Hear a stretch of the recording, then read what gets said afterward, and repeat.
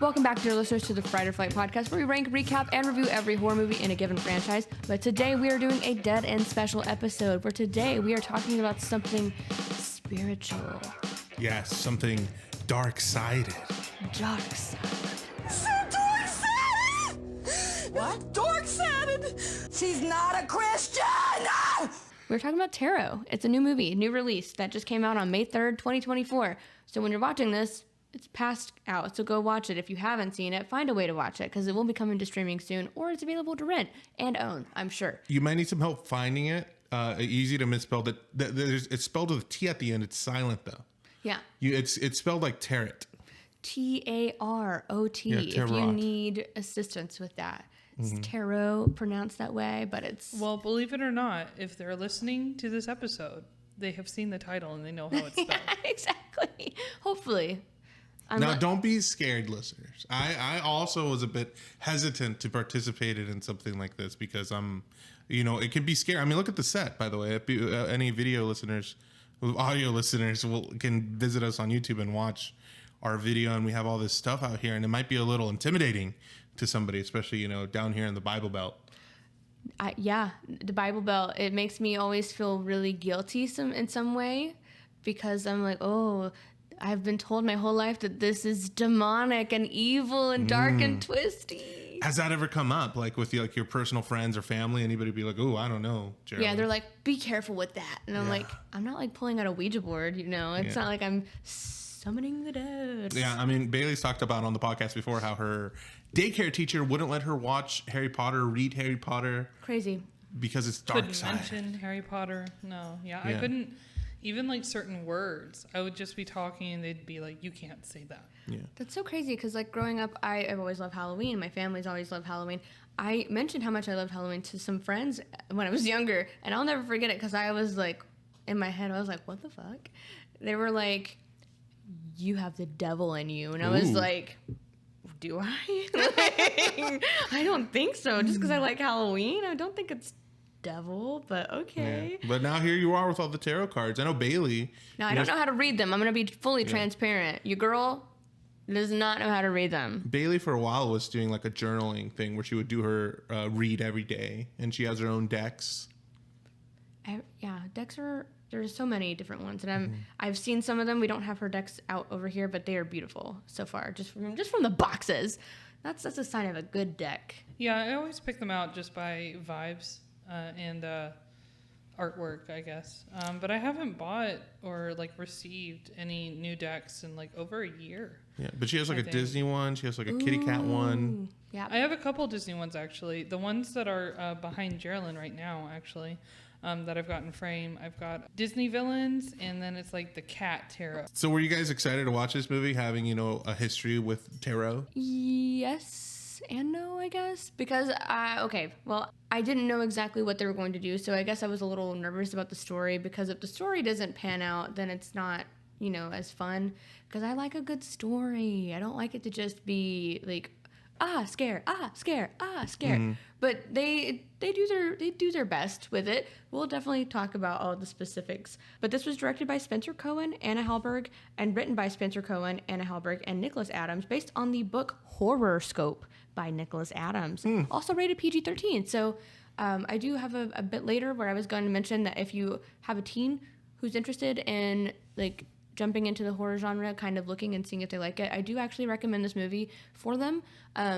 There are some jump scares, and I think there are some like crude like language, but apart from that, it's not inappropriate in any visual aspect, unless they are sensitive to like flashy kind of stuff or like jump scare type things, loud noises. That might freak them out quite a bit. But I think content-wise, it's pretty age appropriate for that. It's pretty tame. I mean, I'm easily scared, and I didn't have any problem watching the movie at all. Coming from a man who screamed at every jump scare, I want people to know, the listeners at home, when we watched this in theaters, he screamed so loud next to me that my boyfriend, who was sitting on the opposite side, thought it was me. So, and your scream did scare me almost more than the jump scare. I gotta say, I did only scream the one time. And other than that, this movie was like smooth sailing. That's not true. parts, I will say, the jump scares, they did get me, but that was a lot of fun. I did have fun with it. But Yeah, me too. We'll go back to what your history was with tarot, though, Bailey, because I'm kind of curious to know what your history is with it, because I don't have much of it. I just have people who are interested in it just give me decks, give me decks, which this one actually Bailey and Frankie gifted to me. So Yeah, that's right. I forgot about that. I got into it just because, I don't know. It kind of became a trend, honestly, and I did kind of jump on the trend back during like COVID times. I feel like, TikTok has like multiple different communities on it, and like witch talk got really popular, and I wouldn't necessarily consider myself a part of it, but I am really intrigued by it, and I just think it's really cool. A lot of the positivity you can find, it's mostly about like, I guess it's spiritual, but in the sense of like, it's like at an individual level where it's like, oh, appreciate like the nature around you, and good vibes and trust your intuition and that kind of stuff. And I really vibe with it. And divination in general, I just find it really interesting. So I started getting into tarot from there, and I just find it fun. It's like it's almost like you can collect art through it too, and I really like that because I'm an artist. So here, I'll talk about my history. Thank you, Jeralyn, for asking. I am a little bit scared of it. I'm gonna be honest. I mean, the first like year or two Bailey had tarot cards, I wouldn't come near them. I wouldn't even touch them, because I'm a little spooked by it. I'm Mexican, and so we do have stuff like this in our culture and our families or whatever. But usually it's a little more, the way Bailey does it is kind of like fun and whimsical. okay. But a lot of in Latin culture, it's not always as whimsy. So it's a little scarier for me for sure. But I do love fortune cookies from the China King buffet. I'm so sorry. That is okay. I mean, that was a fun little segue, I guess. But Don't you?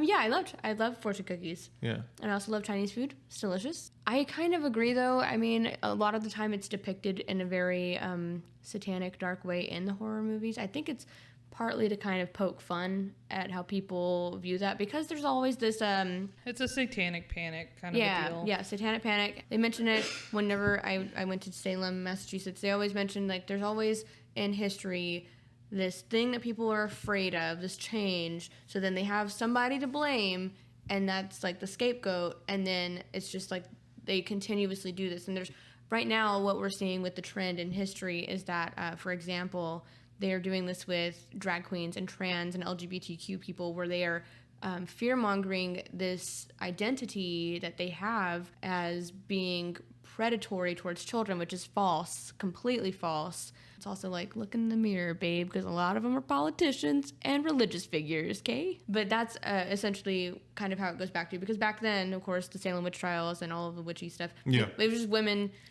being outspoken or being educated or even practicing medicine or anything like that. Or even if they were practicing anything spiritual in nature, you're a witch. Or if they were mad at the lady, they're like, this lady cheated on her man, you're a witch. So it's like they wanted people to blame, and so they just killed women. Yeah. And I mean, And one man, historically. I mean, at least for the Salem part. I know there's probably tons more that are not documented or not even talked about, but at least in the Salem realm, one man was documented. I know that when you watch a story and it like kind of reinforces what you already believe in, Yeah. it's just so easy to like believe the story. You know what I mean? Since it's already telling you like, yeah, you're right.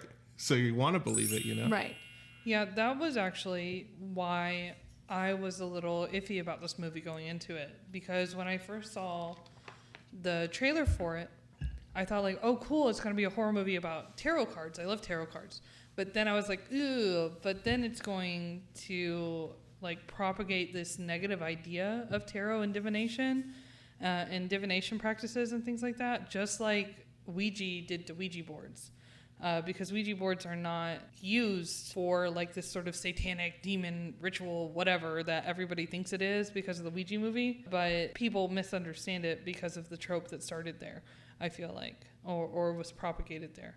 So I was worried that was going to happen in this movie. My history with the Ouija board was from The Exorcist, which is what came from that, where that character played with it, and then from there got possessed, and I was like, I ain't never touching one, no thanks. Now, are they beautiful? 1000%. I would probably, but I mean, my family were like, I would say that the only one who is very open to it. Well, not open to playing with it at all, because it is marketed as a game, which is interesting. You can find them in kids sections in like Walmart, Wow. even here. Yeah. Yeah, it's in Crazy. the like board game Ages section. 8 and up is what they say. Would you buy one for your kid? No. Would you buy a deck of tarot for your kid? Yes. Okay.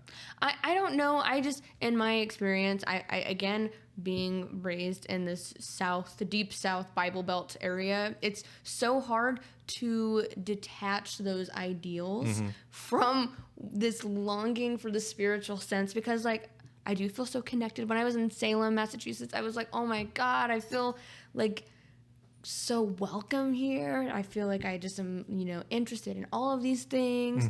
Like, I don't know. It felt really fun and peaceful and just light, very light energy. And I don't know. I can't even put my finger on what exactly it is. It's just that deep-rooted, I guess, religious scare that they all do, because everyone's like, in one nation under God, and it's like it's everywhere. You can't escape it. Yeah, for sure.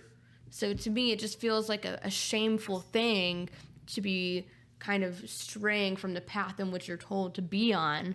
But it's not like I'm like not actively practicing. I admire it. I collect some of the things.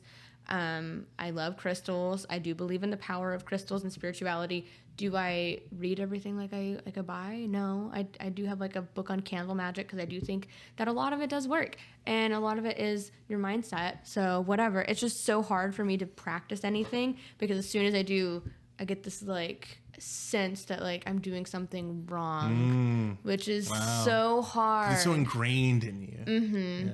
Which would you feel the same way if you were like actively practicing something like that? I feel like I've gone through similar experiences going to middle school and just like ending up being like somebody who identifies with like alternative culture. And that alone was enough to make me feel like a little, I don't know, like I would do things or dress in a certain way, or like a perfect example, eyeliner. It's like where like, I would wear eyeliner because that was part of the look. And when I started, I remember looking at other people who like, I would be friends with the grade before, and they're not into this alternative stuff. So I kind of felt a little shame. Yeah. Like having them see me and then, not talking to them anymore. It's like a social outcast kind of Yeah. deal. So in a similar sense, I could definitely see that, like feeling bad for practicing. It really is. It's such a strange feeling, because it's hard to articulate exactly how it feels. I don't know if you have any sense of that in yourself, Bailey, being from where we're from, but it's so hard for me. I don't know. No, yeah, I definitely do. Literally, just talking about it on the podcast, I'm like, my mom's gonna listen to this. Yes, that's why I'm like, this one is so tough. But I would say it's important to talk about it, because you know what? We're adults. I'm not like 10 years old anymore. I wish. I don't wish. Life was so much easier for me at 10 years old. I thought you meant like you wish you were talking to 10-year-old me, and I was like, I don't. Oh, yeah, me neither. Yeah, don't wish that on yourself. She was cringy. Back then, right? Still am. Okay. But less. But let's just jump into this movie. I did have fun with it. We have a pretty decent cast. I will say the only ones that I did recognize are the top two that I listed. Owen, I'm not sure I'm going to pronounce her name correctly, so please forgive me. Owen Ferreira. So so I like how you didn't even try. Yeah, say it with more confidence. Commit with something, even if it's Owen wrong. Ferreira, playing Alma. She was a very fun character. We have previously seen her as Sally Hardesty in the 2022 Texas Chainsaw Massacre film. Oh, really? Mm-hmm. Oh, wow. That's cool. And she's still coming in more horror films and stuff, so she is a more recognizable actress. At least as soon as I saw her, I was like, oh, it's her. Oh my God. Never knew her name. So Yeah, me neither. now I know it, and probably pronounced it incorrectly, very incorrectly, so I'm so sorry to Owen. Second character, we did talk about her last episode. Playing Paige is Avantika. I'm not sure I said that correctly either. Again, apologies. She was in the Mean Girls film, right? Yeah, the new yeah. Mean Girls musical. I have not personally seen it. You mentioned it last time because you did bring up Mean Girls. I don't know the name of the character. It's the girl who has ESPN. Karen. Oh, yeah, Karen. Yeah. She should probably be a fantastic Karen. My name is Karen. But I do have a clip of Avantika talking about her favorite scene to film in this movie because I just thought it was a fun little bit. And also she mentions practical effects. So I was like, oh, that's really fascinating. Exciting. My favorite scene to film was for sure the bridge scene. I just think it was so cool to like run around back and forth on this massive empty bridge in the middle of the city. Also, we had like one thing I think that is really cool about this film is a lot of the monsters were practical, and Anna and Spencer really wanted there to be like active monsters for us to react to that are obviously like enhanced with VFX, but I think it's cool that we had real people perform these monsters. And so we had an incredible contortionist play the monster for the scene we shot on the bridge, and it was like so surreal to be like running around on this bridge with this like contortionist running above us on the beams. But the whole thing felt so surreal, and like it felt like we were actually in a movie, not like we were filming something. I thought that was so fun. That's really cool. Something I got to say about these low budget films is that they get that kind of opportunity because, you know, CG costs quite a bit of dough. It does. So they have to do things practical a lot of the time. And her saying like she felt like she was in a movie, not just filming one. That's so cool. Like, I want to be there. Could you imagine like being in that environment where you feel like you're a part of that? Oh my God, it'd be so much fun. That is literally the dream. Now, I will say I did find out through these interviews, because I didn't pull a lot of them just because they were like smaller clips. So it's kind of hard to piece together like coherent bits. But they filmed this movie in Serbia, which I thought was really cool. Serbia. Yeah. I've never been. Never been. Cool that they had a contortionist there. Yeah.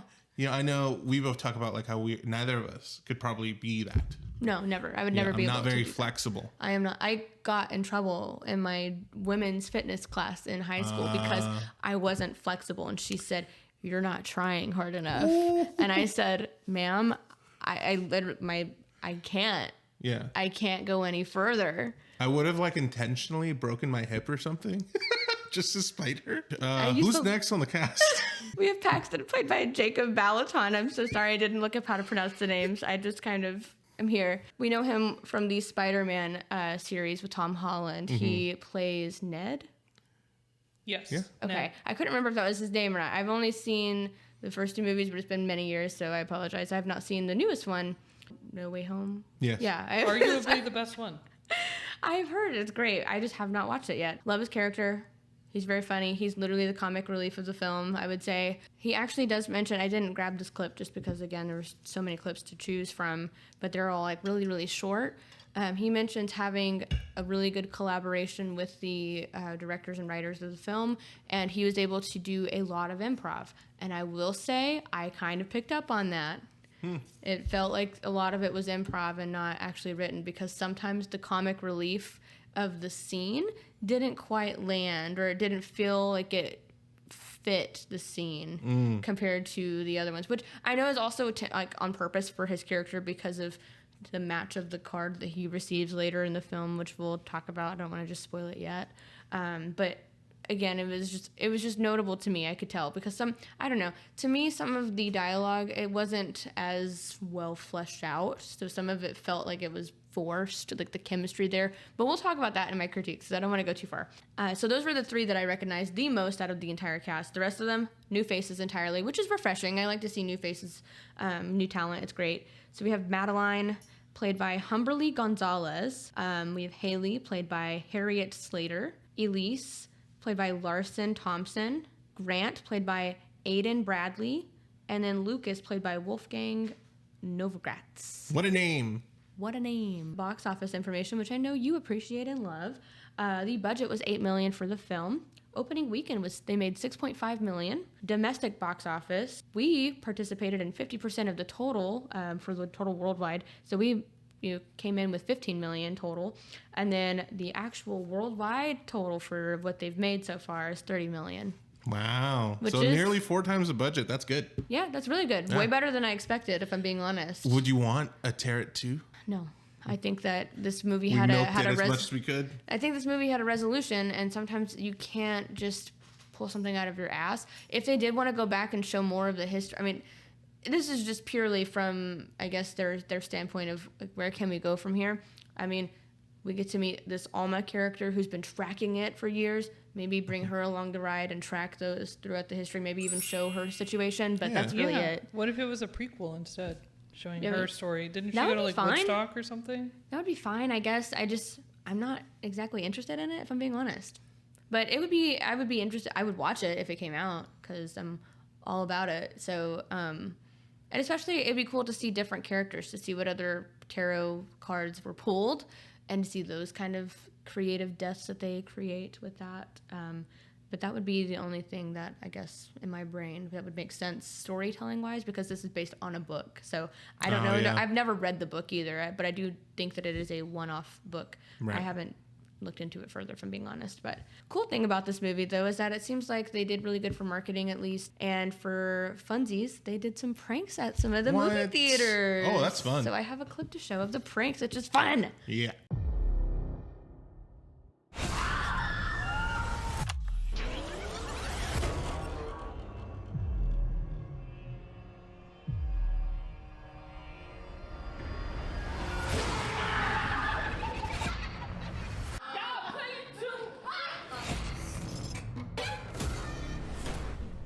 You want to check this out?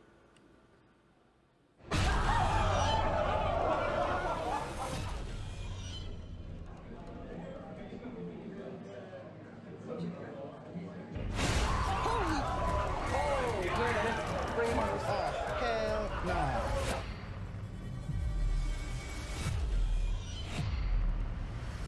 I'm sure you would have loved that.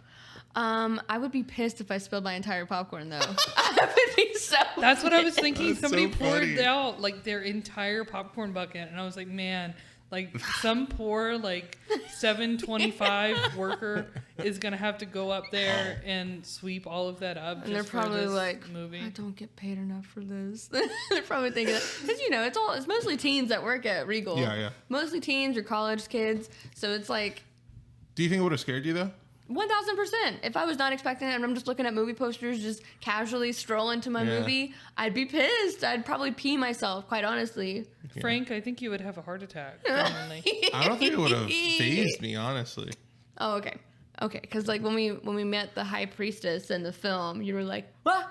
Like it was a very like visceral reaction. I feel like it was more. I was like, oh, yeah, like No, making more of a realization than a scare. no. Sure. But this plot is pretty decent. It's not the best and it's not the worst. So we'll talk a little bit about more in depth after we let the cast tell you what the tarot film plot is. The thing that interested me the most about tarot was how these cards can help you navigate your life. Some friends find this deck of tarot cards. They dismiss the unspoken rule of not using somebody else's deck. Ready to see the future? This all goes downhill, but rookie mistake. We didn't just read the cards. We brought them to life. Things go awry and set off this spiral that is like their worst nightmare. The movie becomes a race against time to escape their fate. So a little bit more about the plot. They don't get. That's just the spoiler-free plot. So at this point, if you haven't watched it and you are still planning to watch it, we will be containing spoilers at this point. So I do apologize in advance. However, yeah. So we get that. It's basically college kids opening up on a little bonfire. They're in like a little Airbnb type thing, celebrating. I don't even know what there's a birthday. Celebrating a birthday, Elise's birthday, to be in fact. So Elise, I'm assuming, turns 21, 22, college age. Don't know. They don't specify. Either way, they're all celebrating a birthday, all tight-knit friends, having fun. Love it. And then they explore this humongous mansion. I think they're looking for beer. That's what happened. They ran out of beer. College kids. That's dire. Okay, first of all, to talk about how much beer they ran through, insane. I would not be able to see, and they were all... it was an obscene amount. It was like an entire trash bag filled with beer cans and beer bottles. I was like... Which is ridiculous for that amount of people. Because, like, I would have alcohol poisoning at that point. Me? Yeah, personally? I was like, how are you guys talking coherently, let alone walking? Yeah, they're not acting drunk enough for my liking. They need to be like, let me tell you, you're beautiful. I love you. Like that kind of stuff. You know, I didn't go to college and I don't drink, so I've never been around that. But I am. Does that actually happen to people? Yes. Do people talk like that? There's so many different kinds of drunks. There's an I love you drunk where they're giving everyone hugs and I just love you, man. I just love you. Oh my God. There's always a sad drunk. So somebody's always like, somebody's crying at some point. Usually also depends on what they drink. There's always somebody who gets pissed off. Like, you don't know what you're talking about, man. Like they get offended by everything. So then they get like angry. There's always somebody who's joking around too much, and there's always somebody who's stupid. So somebody who's like, let's do this, guys, kind of thing, like, or like they just decide to do something fucking dumb. I don't know, like, I'm gonna jump over this fire, and like things like that, like just dumb. There's so many different levels, but like I would not be able to see at that point, like what they were drinking. Like I have a maximum of like 3 beers and you're done in. Yeah. I would also like to mention that while it's ridiculous that they're looking for beer in this mansion, they're in a mansion. They're calling it an Airbnb. And I'm like, this is like, how many people is it? It's like 6 people. Yeah. And it's like, these are college kids and they just rented out a mansion on Airbnb. You know some college kids got it like that. They're all rich. They are all extremely rich and they all got their own cars. Like they're not worried about food security. They're not eating ramen. They all have really nice like apartments too, even for like a dorm. Like they're like nice like friends type apartments where you're like, oh, y'all sounding real broke right now. Yeah, you know what I am. We open up on this scene. Elise's birthday. They're all celebrating, fun, whatever. They're out of beer, and they're like, oh, let's go down to this basement to look for more beer. Why would it be there? You never know. This place is a shrine of cool things, which I totally would not have touched them, though. Well, actually, I don't know. If I was drunk, I would have done that. So, understandably, so plot-wise, that they're like, oh, this creepy box, let's open it. So they find this tarot in a beautiful box, creepy but beautiful box. And these tarot cards are hand-painted, which most of them were back in the day. Gorgeous, but like dark and twisty kind of imagery, and I love it. If they come out with an actual like tarot deck from this film, I will be buying it because it was so beautiful. They definitely should. I mean, they're missing out on an opportunity if they don't. A huge marketing opportunity, yeah. But so then they decide, oh, hey, let's celebrate Elise's birthday by doing tarot readings. So they do like horoscope and tarot readings. I'm not well versed on that, but I know that it's like a 12-card pool. Is that right, Bailey? Well, so in my experience, usually whatever your star sign is usually associated to a specific one of the major arcana. For Pisces, I know it's the moon. Interestingly, in this movie, they do have a Pisces character, and they do not relate it to the moon. They relate it to, I don't remember, but they related it to a different tarot card, and I thought that was interesting. So they do fudge it a little bit, but I think it's all right because the spread that they're using is what I would refer to as the wheel of the year. Okay. Is the spread, and they're not using it the way that I would use it, where basically it's 12 cards in a and each card represents a month. Yep. So it's like, okay, month 1 is the Fool, month 2 is 6 of Swords, whatever. And then the card in the middle, instead of it being like representative of the person getting their tarot read, instead it would be the card of the year, like the overarching theme of the year. So they're using it a little bit differently, which you can do with any kind of tarot spread. You can kind of manipulate it and use it in whatever way you see fit. It was interesting to me how inherently they tied in the astrology signs into the tarot reading, because that's not something that you normally, in my experience, would do. You can do it, but it's not like Tarot Basics 101. Yeah, it was really fun for me, though. And I'd like also to tell the listeners right now what sign each of us are. Okay, yeah. If you want to go first, Jeralyn. I'm a Scorpio. We're all water signs. I don't understand what your problem is with that. We are, yeah. We're all creative people as well. I mean, I'm sure not every Scorpio, not every Pisces are gonna be like creative. But did we get a Scorpio in the movie? I don't think so. I don't think we did, which is a shame, and I will be suing. I liked it just because they got to say a little bit about each of the signs that were involved. I like that too. It was a nice touch. I'm not well versed on that either. Like I follow a lot of astrological kind of things or astrologers online. People. What is a Scorpio known for? Sass. That and being very sensual, romantic. Interesting. Loyal. Yeah. But if you hurt me, you'll get my stinger. Yeah. Yeah, they have a wicked sort of a.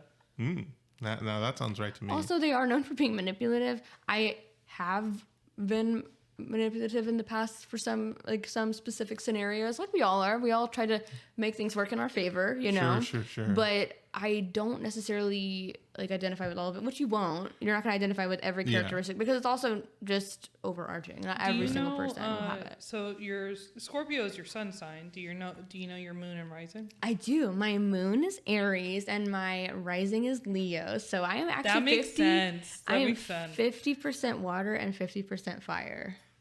Yeah. So that means I'm balanced, babes. I'm going to go ahead and say me and Bailey are the same sign. Yeah. We're both Pisces, which are two fish. Bailey knows a little bit more about it than I do. So Bailey, do you want to explain what's the characteristics of a Pisces? Pisces are known to be dreamy. They focus on their dreams. Yeah.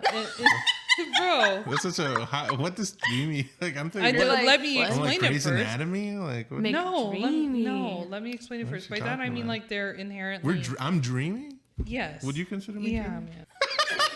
What I'm trying to say, if you will let me finish, go ahead, is that Pisces are usually they follow their dreams.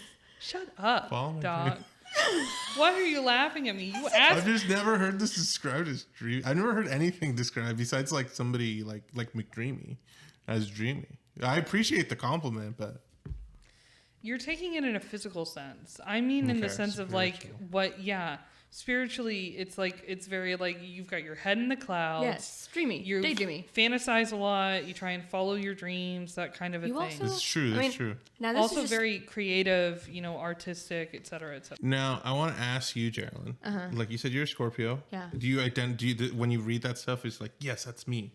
A lot of the time, it does. I do identify with it. A lot of the time, yeah. What about me? Do you think I'm a strong Pisces? Yeah. Yeah.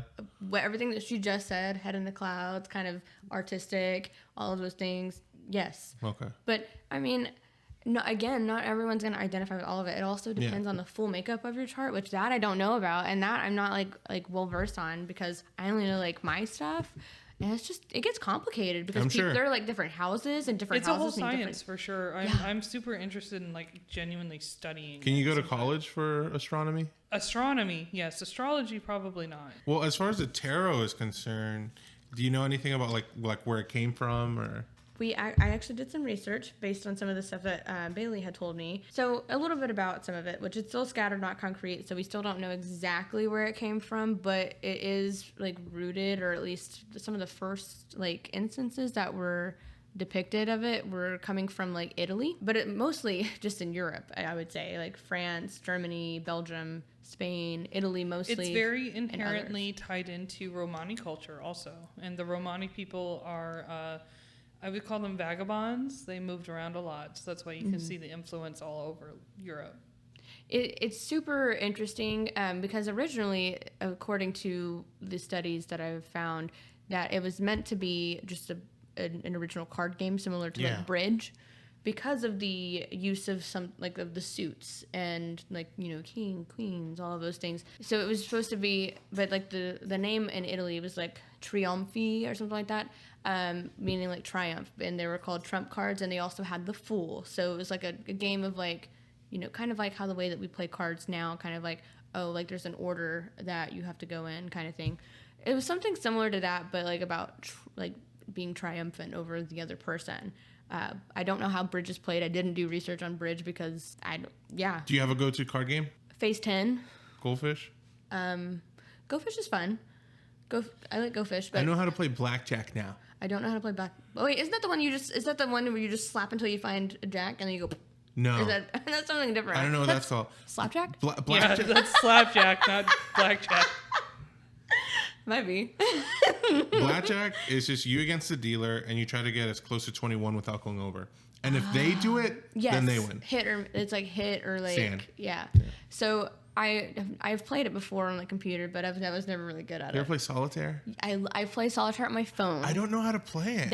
It took me a while to understand. When I was a kid, I would just put them in the different piles and move them around. You just have to put them in number order, dog. Yeah. Is that it? Yeah, Yes, just numbered that's order. it. And In the computer- it never made sense to me neither. either. But you're supposed to do like order of the colors too. So like red, black, red, black. What red, I black. would do is on the computer program, because it comes on every computer or whatever.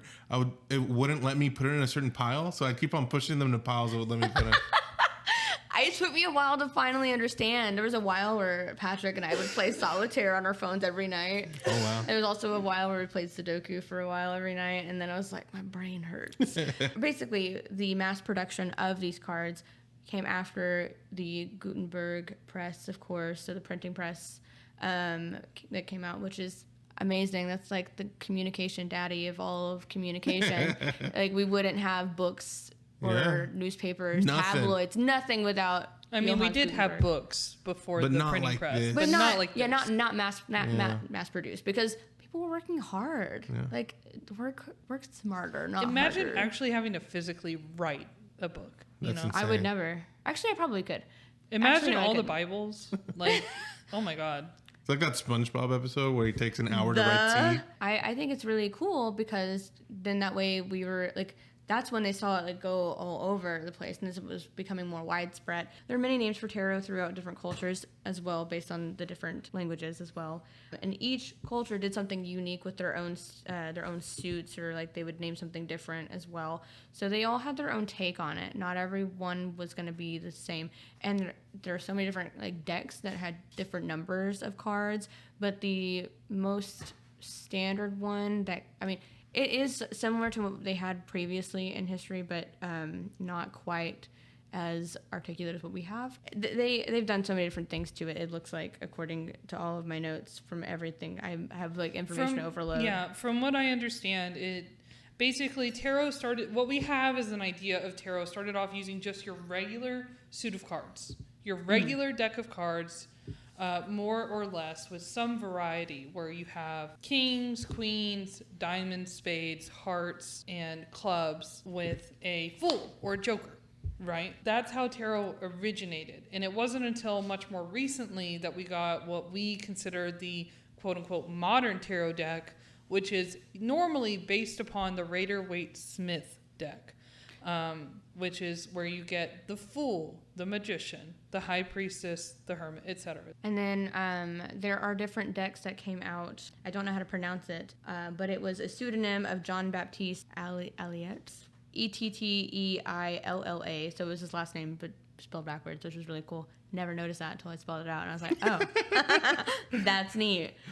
He was a French occultist and tarot researcher, so that was really cool. He had like a big hand in the not occult side of it, but it's because it's not. I would not categorize tarot as occultist, but they had a hand in some of that literature, and like they created manuals of how to read and how to decipher the meanings and stuff. And then also Aleister Crowley was also another part of this big tarot history as well, creating something called the Thoth deck. It's Thoth. You either have like a combination or variations of different ones. Specifically, though, there were also communications or theorized communications to come out, essentially saying that tarot was like rooted from Jewish, I'm not sure I'm pronouncing this correctly, Jewish Kabbalah, which is rooted in like allegorical things like God and the universe and the mortal themselves, and kind of navigating like meanings through that. And then there was also another theorized communication that was eventually like spread out about the notion, relating it back to Egyptian culture, specifically with the different signs and the imagery on the cards and the names. But that was that's been debunked essentially from the writer of that, from Antoine Court de Gebelin. So it hasn't been proven as accurate. However, there are Egyptian tarot cards. So it's so, like I said, it's so loose. You could probably find anything to back up your claims. But it's really fascinating because it has been around for a long fucking time, and we act like it's satanic, but the roots of it were not evil in any way, shape, or form. And I'm sure people do use it for some sort of evil if they want, I'm sure, but it's not rooted in anything like that. It's more of a self-reflection thing, like you seeking answers. Like a magic 8-ball. It's like a prediction kind of thing, but it's not even accurate. It's not always accurate either. That's the thing. Is like people think that it is the end all be all. This is what's going to happen to me, and that's not true. Tarot is all about, at least how most of us use tarot. The intention is more for it to be more about your intuition and your self-reflection than it ever is about future reading. Yeah, it depends on culture. White people culture. Not tied into Romani or other ethnic cultures. We're supposed to use it for intuition. I say supposed to. That's very loose. We're supposed to use it for intuition and self-reflection because typically using tarot for actual divination, like fortune telling, is kind of a close practice. That's definitely interesting. I did find some really cool and interesting information about it as well. Back in, it looks like 1576, I want to say this was, France. There was, I think it was a book, either a book or a poem entitled Facetious Nights. They used Trump figures a lot of the time in those, in writing, which you probably, if you go back in time and read some of that stuff, you probably can pick up on that. But this specific one was a Trump figure playing the game and that loses the trick to his suit card that kills him, and all of the slain Trumps are resurrected by shuffling the deck, which is a really cool, fascinating way to write something. I think that's creative. A lot of the creatives back in the day, fun. But people reference cards like that all the time, in writing. You have all of these different suits and stuff, and you see it in literature, you see it in movies. It's very heavily ingrained in our day now. I just don't understand why people are so hesitant to it, and I wish I wasn't as hesitant to it just because of the way that my brain is. If I could just... One day you'll be using a Ouija board and you'll No, I swear. That just sounds way more terrifying because of... because you're doing the same thing, It's so hard to separate the two, but to me, that is a different thing. I don't know why, but to me it is different. And it could be because of my lack of education with it, which I'll do education on it, I promise. But to me, it just sounds more terrifying in the sense because... More satanic? No, not satanic, but it sounds like you're connecting with a spirit specifically, whereas with the cards, maybe you're connecting with your spirit a lot of the time, or maybe the cards' energy. I don't know. It's based on... I don't know. I guess maybe it's all based on energy, and we're all just fucking dumb. That is a theory. Yeah. It could be. I don't discredit that at all. I'm a scaredy cat of a lot of actual spooky things. But anyway, so the tarot cards that we have today are split into two groups. We have the major arcana and the minor arcana. The major arcana are like forces, characters, virtues, and vices. They're numbered 1 through 22. However, the full is technically unnumbered, but we have the magician. According to this, it says papess or female pope, but of course that could potentially just be the high priestess from what I'm telling from that.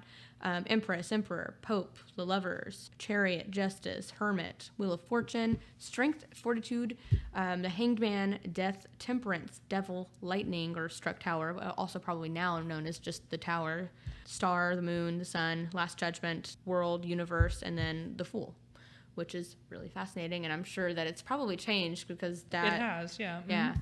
And of course, every deck is not going to be the exact same. There are some where they will take creative liberties it'll represent something different instead, but it'll be this similar but different. I think the tarot deck right over there that I have is with the villains. Instead of having the lovers, it has true love. So there's some interesting renamings, rethemings, depending on what kind of tarot deck you have. That is true. Also, the minor arcana are made up of 56 cards that are divided into 4 suits of 14 cards each. The suits are comparable to what we have for modern card games. So you could either have clubs, is what it was originally. You could have wands, batons, or rods, similar to that. Hearts or cups, more modernly known as. Swords or daggers, or representing spades. Coins, pentacles, discs, or even representing the diamonds. So a lot, commonly for that one, I typically see coins and pentacles, but again, every deck is so different. Some, I think my deck in front of us, the ones with the brown, the Antique Anatomy. Yeah, Antique Anatomy. They have specific, they have different things representing things. So instead of I think it might be, instead of the cups, it's elixirs. So like they have their own creative liberties, which is really cool. I like that but it can make it a little tricky when you're trying to decipher it, especially if you're new. You're like, what the fuck does this mean? I mean, it looks really complicated. I don't think I can figure it out by myself. I don't know if I could either. So it helps me that Bailey, is well versed on it, because like the hell. Yeah, exactly. Now Bailey, you mentioned this, and I am not well versed on it, but you mentioned like pip decks versus marked, or I don't know if it's called marked, but that's what I could find. That's the only name. I couldn't find like a specific name, but pip decks, meaning kind of similar to what I have in front of us, where it just has like 4 daggers instead of the actual imagery. Right. So pip decks, I think, are technically quote unquote more traditional in the sense of it's more rooted in Triumph, the game that tarot originated from. Whereas for all of the minor arcana, they just follow a simple like deck of cards, typical, like if you have a 4 of swords, it's going to look like a 4 of spears. When you think of a normal deck of cards that we would use for any kind of game, any kind of card game in modern times, a 4 of clubs is going to have 4 individual clubs on it, and that's it. It's just a number. That's what a pip deck is like in tarot. So a 4 of swords would just have 4 swords on it. Whereas popularized by the Rider-Waite-Smith deck, other tarot decks will include individual, completely different illustrations for all of the minor arcana. Yes. So whereas a 4 of swords in a pip deck is just 4 swords, a 4 of swords in a Rider-Waite-Smith or a derivative tarot deck will actually have, it will depict a person who is interacting with 4 swords in a unique way. I don't know if you guys can see it, but this is essentially what it is, where they like have like, I don't know, the way that it is going. Let me see if I can show more of them. So like it has an order there. Show it to your camera. Oh, might be. They like Bailey mentioned, they have like a specific order there, and it looks like the more it's like ascending in the numbers, maybe the crazier it gets. I'm not sure if that's the right way to look at it. It depends on the suit. Each suit has different underlying meanings. Cups usually has to deal with like emotions and like your heart and things like that. So you'll see like sometimes with certain cup cards, you'll have, I can't think of one off the top of my head, but you'll see multiple empty cups and 1 full cup. Or you'll see multiple full cups, but 1 cup is overturned and spilled out, and that can, talk about like maybe you're full of emotions that they're spilling out of you, that kind of an idea. You get the imagery in some tarot decks that are inspired by the Rider-Waite-Smith deck. Now, what's crazy to me about that is specifically because this is a custom-made deck that my mother got for me for, I think Christmas or my birthday, something like that. Bob's Burgers, love Bob's Burgers, one of my favorite shows in the world ever. It's so beautiful that I don't want to use it. But also, the thing that's so challenging is like I'm having to, even though it has the information on the bottom where it's like, oh, Ace of Cups or something. So I'm like, oh, okay, I can decipher that. Versus like these have like the numbers. It's so, either way, they're difficult to depict. I know that at least that one you can go based on vibes, based on the illustration. But this one, like, to me, I guess in my brain makes more sense because it's specifically numbered and it means a specific thing. I don't know if I can make sense of what I'm saying in my brain. I know when Bailey was doing the journaling, she'd have like a book to basically refer to for every spread. Most decks have manuals. I have the little manual for this massacre. Yeah, Macabre Massacre. I think one of the cards is called Massacre. Sorry, the Macabre Tarot. So I have like a little manual there, and my Antique Anatomy Tarot. There's also a manual in there. However, my Bob's Burger one, I'm screwed. I won't ever know how to read those. I guess I'm like, okay, we'll figure it out based on the vibes. I guess I'll have to just Google as I read. So it's really fun, but it's also different. I also have runes on the table, but I have not ever used my runes. But there are so many different ways that you can practice spirituality. It doesn't have to just be tarot. So yeah, there's a lot of different things with the cards, like Bailey mentioned. So I also forgot to mention with the ones with the like the different, like the cups, coins, all of that shit. Yeah. So they also have each of those have their own suit: king, queen, knight, jack, and or valet, and or page. I've seen different ones. Page is most common. Like those also change too. So not everyone is going to use those suits. It's really challenging and it gets confusing sometimes. according to my stuff. Like, every culture seems to have their own. So I'm like, oh, so I will never really know what I'm doing. So that's fine. But according to my further investigating, because I was curious what each specific thing meant with the, what is it called? What are they called?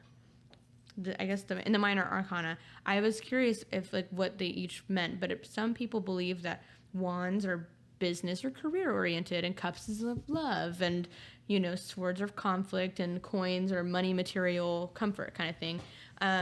But then there's also somebody who related them all to specific elements like earth, air, fire, water. And I'm like, oh my God, this is where it gets really complicated, because it's like there are so many different like bits to this. That's the beauty of it, is that there's so many different ways that you can interpret it. You can But how will interpret I it with ever know if intuition. I'm doing it right?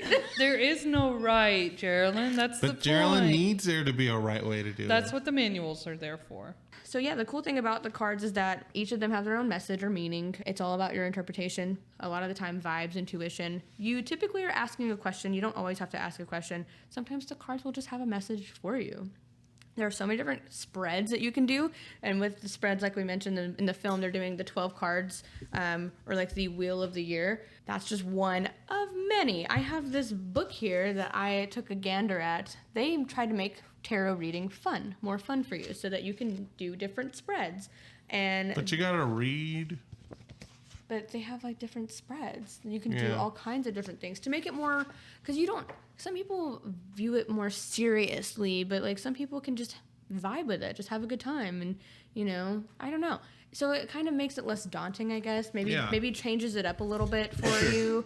So that's really fun. I'll also make sure to find that link so that if you do want to kind of have more fun with tarot reading, to do that. Okay. But the cards can also be modified whenever you're like reading them by if they're upside down. If they come out upside down when you're pulling the cards, that means the meaning's fucking reversed. So then you're like, LOL, Uno reverse. This is what it means. Yeah. Bailey will, when she's like shuffling the cards or whatever, she's like, oh, if one falls out, that's a part of it. Like You can read them so many different ways. Yeah. I know some people do that where they're like, oh man, it jumped out kind of. So like some people will grab that and say, that's a message that was meant for me kind of thing. But there's no wrong way to do it. So that's kind of the fun part about it. Do we think that they did it in a wrong way? No, because there's not a wrong or right way to do it. As far as Bailey mentioned, like a card being attached to the astrology signs, I don't know I wouldn't have been able to tell the difference. So I as an avid reader as you are for the tarot, I wouldn't have noticed that. So you, of course, would notice that. But because I was just like, oh shit, they be doing tarot. Yeah, they did break a few like specific things. But what I liked about this movie is that whenever they did do something or when they were like stretching like a rule or just making fudging something a little bit, they just kind of excused themselves. The biggest one being they knew that a lot of people that were going to watch this movie were going to be fans of tarot. So they were going to know some things about tarot. And the biggest thing about this movie that I thought was funny was that they showed the death card. And everybody who sees the death card and doesn't read tarot thinks that it means you're going to die. That is not what it means. It just means that you're coming to an end of a chapter, right? Something is coming to an end. Yeah, you see Frank, he's shaking his head no right now. You can interpret it however you want, but normally the death card does not mean death. It just means the end of something. And initially in this movie, when they introduce the death card, they use it as if it's a precursor for death. And I was like, oh, that's not, they're just doing, they're just fudging it for Hollywood movie, whatever. But the main character actually does mention later on multiple times, like, normally the death card means the end of something. It doesn't mean real death. But in this case, it does. And I was like, okay, that's silly, goofy. They just knew that people were going to be like, that's not what it means, and then covered their bases. And I think that's kind of silly. So upon my research, I found that there are a lot of myths that people there are a lot of myths that are continuously reiterated or like revisited a lot of the time that will like have like their own their own resurgence. Because again, this movie, they state multiple times, even in the behind the scenes, you should not allow anyone else to use your deck. And there's no proof that that's actually like a thing. I mean, you can allow people to touch them, because a lot of people, whenever you get your cards read, they will want you to touch the deck as well for like specifically for energy purposes or anything Yeah. like that. Or they're like, oh yeah, you shuffle the deck, it'll get to know you a little bit. But like again, no right or wrong way to do this. Yeah, ultimately, I think it's more important to focus on cleansing your deck than it is letting other people touch it.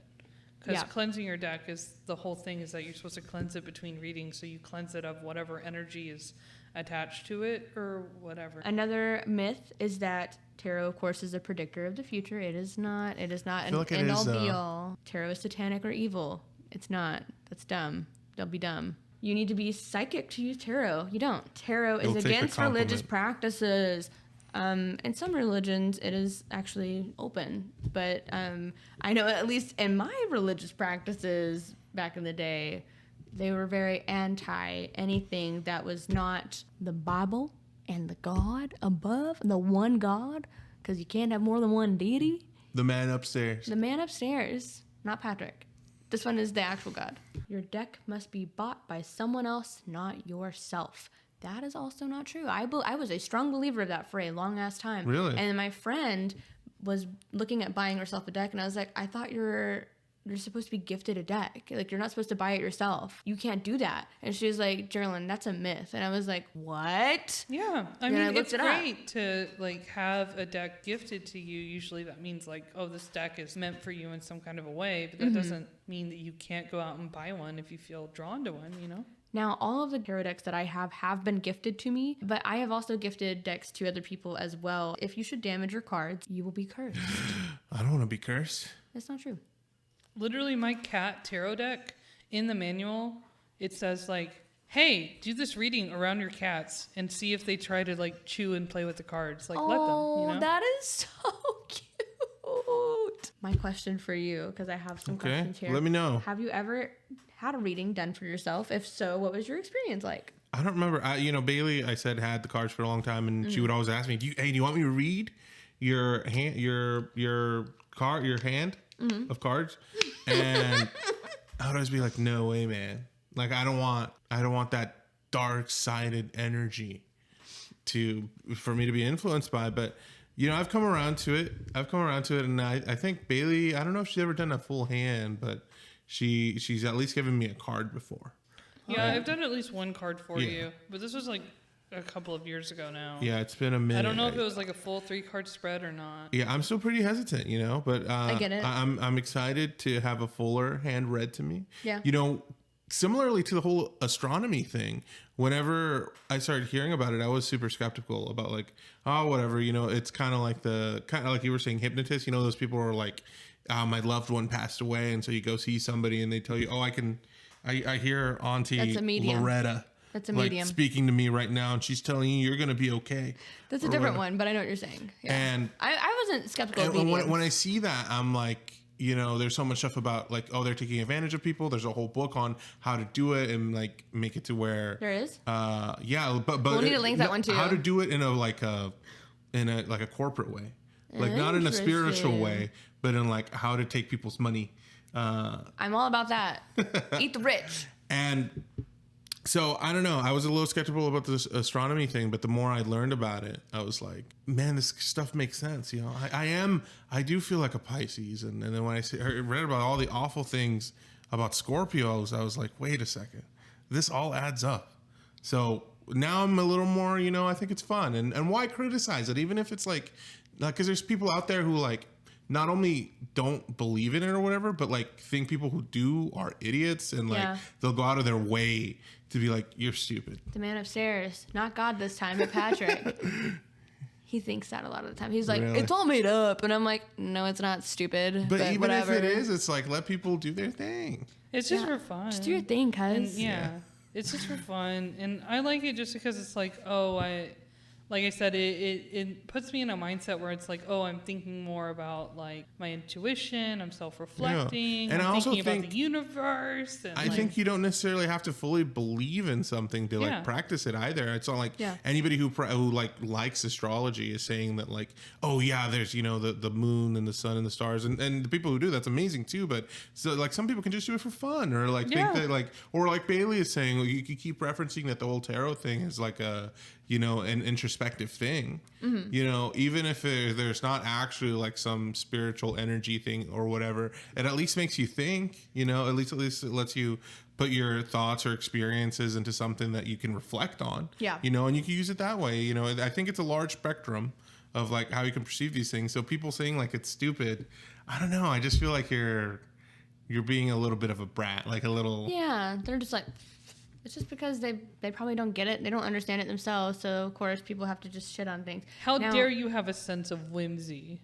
Yeah, exactly. So let's dive into more of the film because we kind of were on the tarot history, which it's hard because it's so open.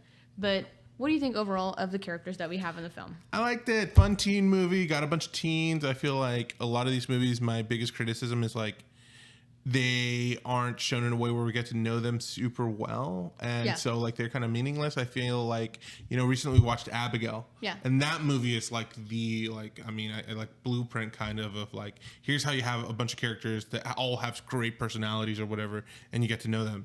This movie, I feel like didn't hold it up to that speed. Yeah. This is more like a gimmick movie, if I'm being honest. Yeah, like, of course, I think, they handled the whole substance well, all things considered or whatever, but I don't think the characters stood out super strong. Besides a couple. I mean, it's not really about the characters. Mostly it's about the characters' relationships with each other. Like there's a couple that starts off the movie broken up, and so you can tell they had a history with each other, and so that influences their interactions for the rest of the movie. And ultimately, I'm okay with the characters. I think they're fine. Yeah, they were fine. They had decent chemistry, but really I didn't give a shit about any of them. Yeah. And I was like... But it wasn't about them, I guess. It was about the little cards. Well, I mean, it's not just about the cards. It's about, like, what they did and then, like, ultimately leading to... Well, I mean, no, because, like, the plot, you have these people, and they're drunkenly doing these cards, and then they're like, oh, shit, we opened something bad, so now we have these cards coming to life to kill us off one by one, and then they're like, oh, we found out this, like, backstory. It's because of this lady who, like, they killed her daughter, which... girl boss that she came back and like cursed the cards and was like, fuck you guys. Girl boss of her. Love that. Sad story. So you have a little bit of care, but that's the only like care that you really get. And then it's like, okay, now they have to defeat her by playing her game back. They're doing the Uno reverse shit to her. And that's essentially the whole movie. So I mean, they're fighting the journey. I mean, but I don't know. It's hard to care. I didn't care about them at all. Like I was like, not even a little bit. Yeah, the whole movie felt like a means to an end. Like they wrote the movie around a tarot deck. Yes. Which I mean, like I said, it's like a gimmick movie, and it's fine. I mean, I will say the guy who played Paxton from Spider-Man films. He was the comic relief of the film. Again, he used a lot of improv. They gave him the liberty to do so. I will say a lot of his jokes were funny. Some of them I was like, stop. But I don't know. It's really hard to tell. It was just timing. The timing was off is what it felt like. So it just didn't land. And I was like, eh. But then again, one thing that I will say about this film is that the tone was definitely hard to decipher. It did kind of feel like they were poking fun at our generation today as well. I didn't get that sense at all. I'm not sure if maybe I'm reading too much into it. Maybe I'm giving them too much credit. But it kind of felt like they were poking fun at our generation now, specifically with one like, you're such a Leo. Well, I mean, that's fun. That is fun. I like that characterization. Yeah, I mean, it's fun. But I mean, we do that. It's just kind of funny. But then also like making fun of like the true crime situation. Like he's like, oh, like we're gonna listen to this true crime podcast. It's funny in general. I think it's so funny. It makes it funny. But I think they're also kind of poking fun, like satirizing our today. I think it's not just but I don't think it's a generational thing. I mean, the people who like true crime are. The age range for that. Yeah, they've been around forever. Yeah, exactly. But, so I don't know. I thought it was funny for sure. I mean, the movie is funny, and I did enjoy it. Like, overall, I had fun. I mentioned that it almost felt a little bit too spoofy, so I couldn't tell if it was supposed to be, like, are we just supposed to be having fun, and this is just a fun, spoofy, like, horror film, or are we supposed to be really caring about the characters in the story? Yeah. Because what if they continue this and they make, they made enough money, they could potentially get another film. I mean, I don't want to keep bringing up past movies, but I do feel like Abigail had a lot of heart. Yeah. Compared to this movie, I get a little absent of that kind of charm.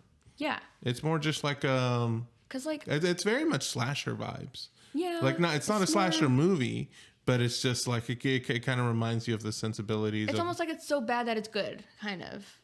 You know what I mean? Unfortunately, I don't think it's that. I think I'd appreciate that a little more. I think it's just moderate. Like, it's just okay. It's a decent movie. It's a fun movie. That's what I told. But it's kind of like a forgettable movie. That's kind of what I told my family. I was like, it's pretty decent. They're like, I don't want to like spend money to go see just decent. And I'm like, well, I mean, yeah, wait for it to get on streaming maybe.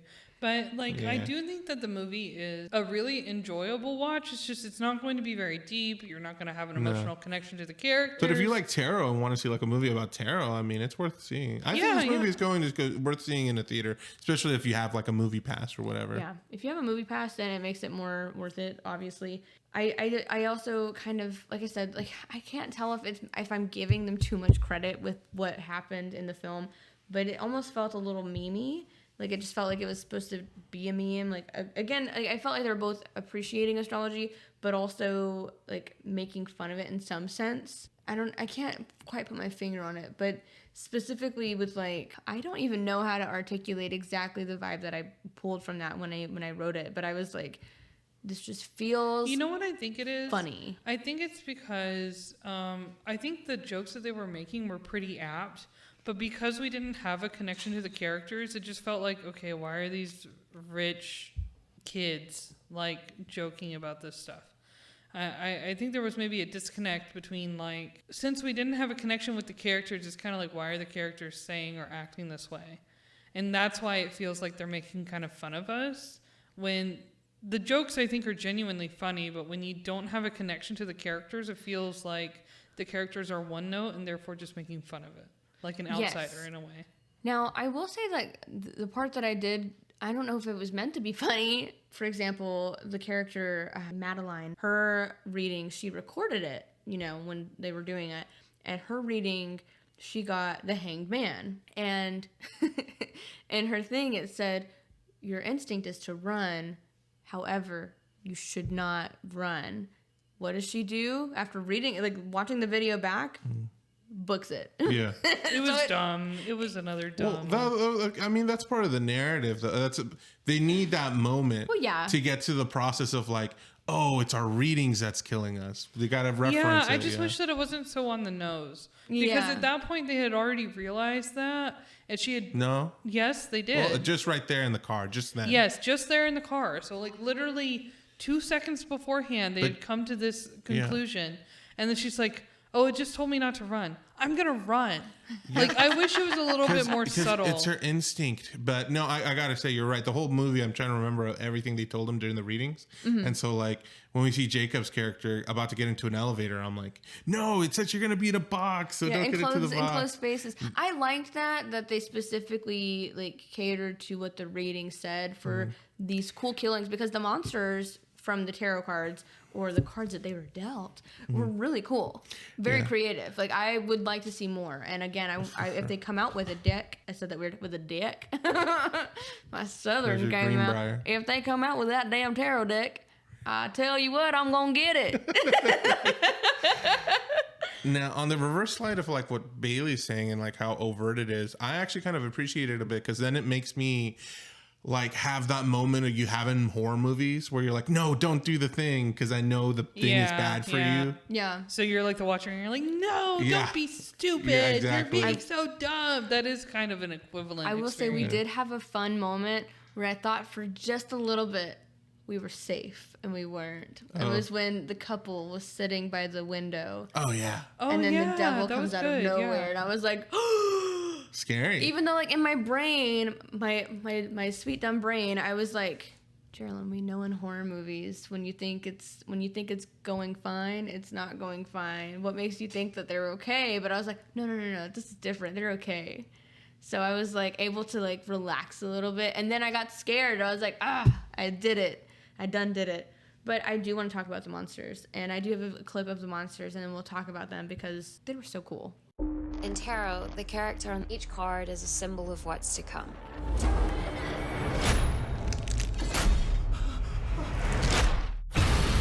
The Hermit's a warning to watch where you're heading. The Magician will prevent you from seeing clearly. And yours was the devil. All of the ones that we get, I have them, like we get to see, I have them bookmarked, so then we can kind of talk about them. So we have the High Priestess for Elise, the Hermit for, what was his name, Lucas, the Fool for Paxton, we had the Devil for Grant, which was the ex-boyfriend, we had the Hanged Man for Madeline, and then the Death card for Haley, who was doing the readings, because she also ended by doing her own reading. And then we also get another one that it's not exactly the major arcana, but we get a minor arcana card with the Six of Swords, Alma at the end. So that was definitely fun. Fool. First of all, he was probably the coolest looking one to me. I don't know what it is about him. I think it was the fact that he, like the giggles, they made it so creepy. Yeah, I thought it was really interesting how they made him look like a jester. Yeah. Because in like traditional modern day tarot, the Fool doesn't look like a jester at all. He just looks like a man who is starting a journey and is about to walk off a cliff. The entire vibe is that he leaps before he looks. And that is why he is the Fool. So I thought it was interesting how this interpretation was instead like a spooky little jester. I just think he's a silly little guy. But I really liked him. But I was like, this is very different from what I'm used to seeing. I like how they made, like, spookified the Fool. I liked it, too. I thought it was just very visually awesome.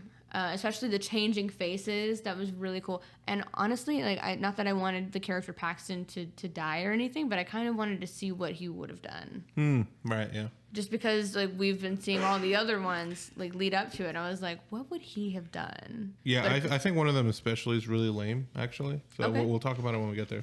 Okay.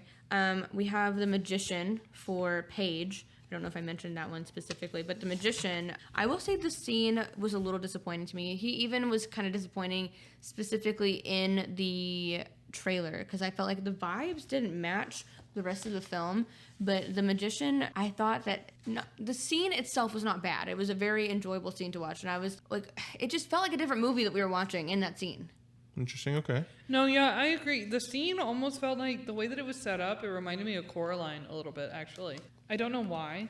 But then it was like you said, it felt like it was a scene that was completely separate from the rest of the movie in a weird way. I think it's just because like it brings you into a different setting. It's the only one that brings you to a different setting and you're surrounded by these weird like phantom people, this weird phantom carnival. And it's like, why are we here? Why does this matter? Like, you know? I kind of would like to watch a movie just about that, like that universe, because I was like, this is fascinating. It would have been different if like all of the monsters dragged their people into like this fantasy carnival whatever area. That would have been different. God. But it was only with the Magician that it happened, so it felt kind of out of place. I agree. It was just a little, I don't know. It was just underwhelming for me. But if maybe it were a different movie, it'd be a different story, I guess. Then we have the High Priestess for Elise. She was our first one to go, R.I.P. Really, most disliked one for me, for sure. Really? Yeah, it was so stupid to me. It could have been... That's the one you screamed at the loudest. It could have been a dude just drops the ladder and then just smashes you. And it was just... I just felt like all the other ones had like some kind of like... You know, there's a spiritual thing or like there's some kind of like magic going on. But hers was physical. Hers could just been a random asshat who like pushed her off the attic and then slammed the thing. Like she didn't do anything that Billy Bob Thornton, as I mentioned earlier, couldn't do. You know? Well, I mean, Yeah, I understand that criticism. He just pushed somebody off the attic and then smashed their face with the thing. Like I could have done that myself. Okay, don't.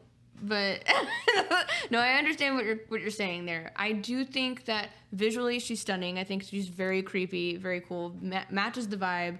However, they were very on the nose. Like they literally did exactly what the reading said. Like something about new heights or like something like a ladder. They literally mentioned something like a ladder. I think it's been a little bit since we watched the movie, so forgive us. But Yeah, so they literally had to go by that. But again, like you guys mentioned, it almost feels like they just built the script around the cards. So the story, is it flawed? 1,000% it is. But is it bad?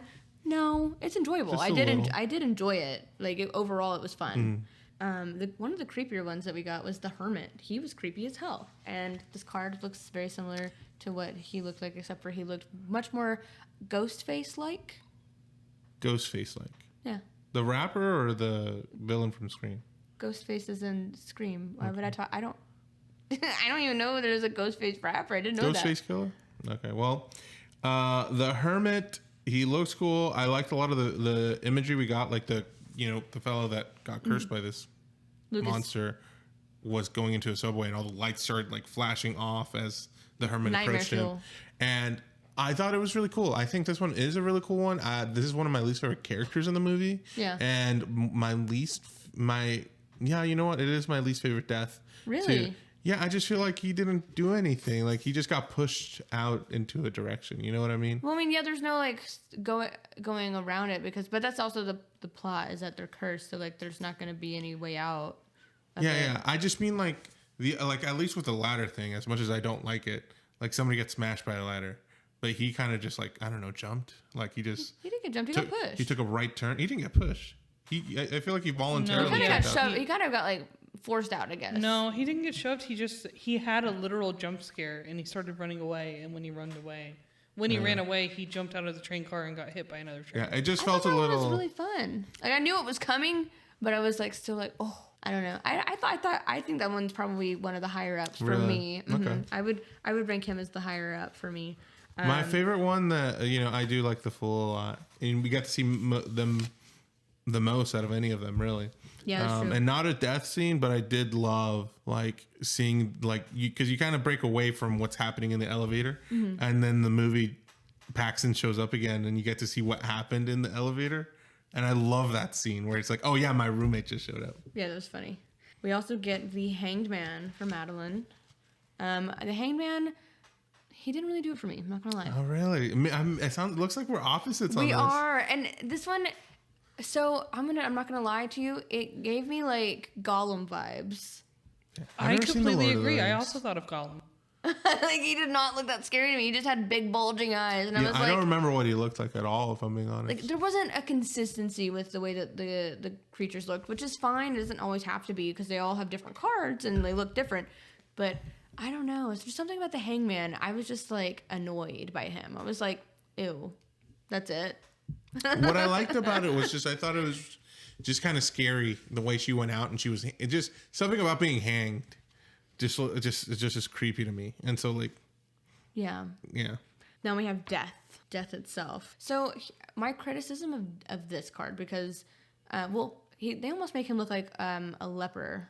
Interestingly enough, I don't dislike what they did with it. It was very cool, very creepy, but almost zombie-like. If I had to like put a word to it, what I disliked about it is that it felt like they threw something in there for this character for us to care about her, but I did not care about Haley.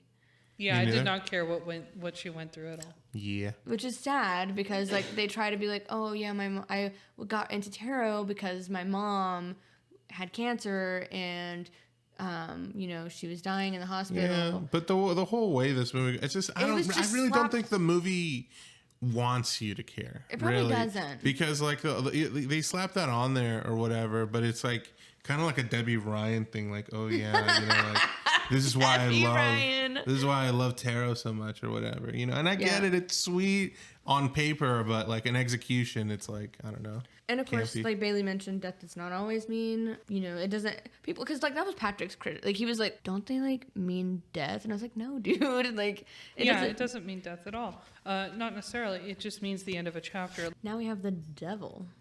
Jeralyn, I want to know your opinions first on the imagery here. Love it. Always a big fan of the devil. So which card was this? Or which person was this? It was the devil boyfriend, was for the boyfriend, yeah. The ex-boyfriend. Yeah, the ex-boyfriend, sorry.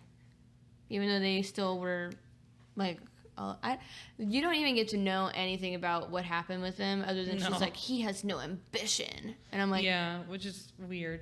I'm curious to know. I don't really see the way that he tied into this card at all either, because the devil card is all about like guilty pleasures, indulging yourself in sinful things like gluttony. You know, again, it's not necessarily a bad card, but too much can be like, how much is it until it becomes too much? Like, don't go overboard with it, right? That's the whole idea. Is like, indulge yourself, but don't overindulge. Yeah, that one, it didn't feel like it fit. It just felt like they wanted to slap on the devil card. Be like, it he's was cool. bad. Yeah. So I was like, I don't see how this relates to his character at all, because he was there through the whole thing. Yeah. I don't know. It was weird. 6 of Swords for Alma. Now, that one, I'm not sure exactly what it means. I'm going to look into it real quick. My manual says that the upright meaning of the 6 of Swords can indicate that you've recently been through a difficult time. Unexpected setbacks can be demoralizing, but don't let them derail you completely. The situation is salvageable. Don't despair. Which I think relates in how we meet Alma. Like, hey, we had an unexpected setback. It was very demoralizing. People are dying. We don't want to get derailed completely. How do we salvage this, Alma? Interestingly, the reverse sounds a lot like what Alma's been through. It says, you know what you have to do next, but you're stalling. Dragging this out is only making it more stressful for you, and resisting the inevitable won't benefit anyone in the long run. The next step forward, or take the next step forward and trust it's for the best. So, you know, she stalled for so long, she ended up dying because of it, I think. Because she didn't go ahead and get rid of the deck and essentially release the haunted spirit that was possessing it. Yeah, it was overall like her coming to the house and stuff. I was like, okay. Like, I didn't care about her either. I didn't care about any of these characters. None of them did it for me. The only one I actually had any ounce of care for was the character, like the original owner of the cards, who was doing these readings for these people back in the day. And then I don't remember specifically what happened, because it's been a minute since we've watched it. We only watched it the one time. They killed her daughter, so then she says... Yeah, it's because there was a king, and he wanted to get his wife pregnant, and she wasn't getting pregnant. She finally got pregnant, and then she died along with the child. Oh, yeah, and because she kept getting the death card. Yes. Something like that. So then they got mad at her for some reason, even though he's the one that was seeking her out to like get his cards read. Like, that's kind of weird, but go off, I guess. But yeah, I felt bad for her because you know, she lost her child, and that's not something that she was at fault for either. Like, that's like that especially back then, that happened so commonly for women to die during childbirth. Like, it was a common occurrence. Like, yeah, it's just funny to me because she was like, hey, she's gonna die, and then when she dies, the king gets mad. You know what it's like? It's like the Pokemon meme where he's like, Pikachu. Yeah. I cared about her, and I was like, girl boss of you, to curse these cards. But do these young, adults deserve it? No, but I also didn't care about them. I mean, I'm glad they were able to Uno reverse the shit and stop it, but like... Yeah, I just think some movies aren't meant to like have characters that you care about, especially... Like, I think when it does, it's actually like more rare than it not doing it. Yeah. And that's why I praise it when I'm like, oh, I like these characters. And that's the thing, though, is like, even though I say all of these things like of like confusions or plot holes or anything like that, that does not mean I dislike the film at all. I thought it was a refreshing movie. It was an original take. We haven't gotten anything like this. So I was like, hey, this is going to be fun. Yeah. And that's kind of what I went in there with. I was like, we're going to have fun. And I thought it was decently done. And I actually had fun. I had fun. Fun is a good word. I visually enjoyed the characters that we got as far as like the tarot cards. Again, if they come out with a deck, please do. I will get it. I will purchase it and have it be part of my collection because it was beautiful. It was like the fact that they had this prop and it was probably like hand painted, beautiful. Also, this is just a little tidbit, not like super important, but Joseph Bishara, he's known for doing a lot of the music in James Wan films, like the Conjuring films and the Insidious films. He did the music in this movie, and I thought the music was nice. Yeah. So that's Tarot. What'd you think? What would you rate it? Okay, so I thought the movie was okay. I think it kind of exceeded expectations. I think it did do its research as far as like tarot and its history and some of its rules or whatever. I thought the movie was funny when it should be funny. I thought that the characters were underdeveloped. I thought the villains were underdeveloped too. The Fool's the only one we actually get to see for an extended amount of time. That's why he's my favorite, because I do think you get just more personality from him as opposed to the high priestess, like I said, and I complained about because I'm like, there's no personality there. She's just slamming somebody with a ladder. Yeah. And so because of all that, I don't think it's the best movie ever made, but I do think it's a decent time at the movie theater. I give it a C+. I am gonna give it a C-. I'll meet you like right underneath because it did exceed my expectations. I had a lot of fun watching it. Did I go into this thinking it's going to be the best movie ever made? No. It is also meant to appeal to a younger audience with it being PG-13 as well. So, I mean, again, I do recommend if you have young teens who are interested in horror films, this is a really good one to maybe ease them into. Yeah, this is a pretty good start.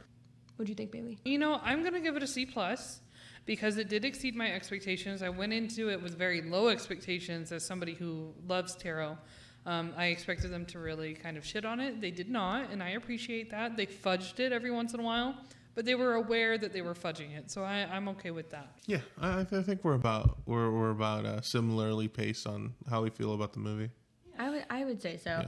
Yeah. Overall, it was enjoyable, and I mean, if they do expand it, I will watch more. So, I mean, hey, do it. Otherwise, do we want to kind of give them a heads up as what we're going to talk about next? Well, I'm going to go ahead and tell everybody. Okay. Do you guys like silent movies? Well, the next one's kind of silent. Yeah, it's kind of silent. Kind of a lot silent, actually. But it's in the title. It's called A Quiet Place. Sorry, I thought you were gonna do it. I didn't want to take the reveal from you. Go do the thing. Oh yeah, we're doing A Quiet Place. John Krasinski. Jonathan Krasinski is beautiful man doing another one, and it's a third one, and we're gonna cover all three of them. Yep, we're gonna cover. Join us. It's gonna be a smaller franchise, but it'll be fun. So I'm excited. I am too. Join us. Subscribe to our YouTube channel. Follow us on Spotify. Leave a comment. I'll reply to you. Yeah, tell us what you thought about tarot and how is tarot used in your culture? Did you know anything about it before this movie? Are you scared of it? Yeah, are you scared of it? Are you? Can I read your hand? That's different, Saul. That's your different, hand Frankie. of cards. It's a card. You have a hand. Oh I my see. God. Well, it sounds like you're talking about palmistry, which is something No, not completely palm. different. Your hand. Well, palmistry is different, but that is also something you can read. Yeah. Are And you tea leaves? interested in getting your tarot cards read now after seeing this movie? Or sure. similarly, are you terrified of it? Let us know.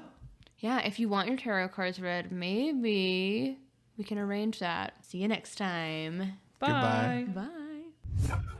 Thank you for listening to Fright or Flight, a Live Oaks Village production. This episode was hosted by Jeralyn Johnson and Saul Alberto Arzmendi Ochoa. Produced by me, Bailey B. Edited by Jeralyn Johnson and music composition by Saul Alberto Arzmendi Ochoa.